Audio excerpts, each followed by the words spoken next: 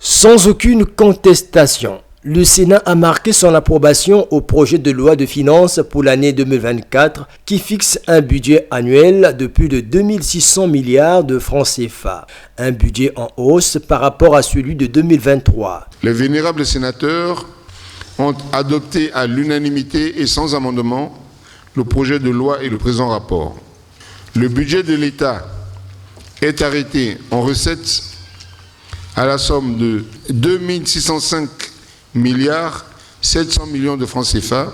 Le rapport de la Commission économie et finances de la Chambre haute du Parlement souligne aussi les innovations salutaires inscrites dans cette loi de finances pour garantir la rétrocession des impôts destinés à financer les collectivités locales. Innovation qui émane du gouvernement. Les collectivités locales ne reçoivent pas les moyens indispensables à la mise en œuvre des activités relevant de leurs responsabilités.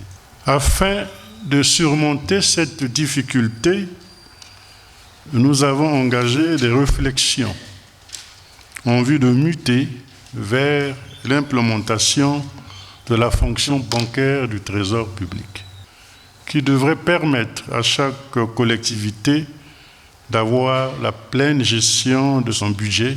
Sur l'instruction du président de la République et du Premier ministre, du fait des efforts faits par les Congolais avec l'augmentation des prix de carburant, donc on a institué le fonds d'entretien des routes et des voiries urbaines qui va recevoir une partie donc, des recettes qui seront collectées du fait de cette augmentation. Et donc nous allons voir courant 2024 que la situation donc, de l'entretien routier et des voiries urbaines dans nos principales villes va s'améliorer. La nouvelle loi de finances approuvée indique également la mise en place d'un comité d'évaluation et de la comptabilisation des recettes en vue de contrôler sur pièce l'exécution du budget et assurer la transparence dans la gestion des finances publiques.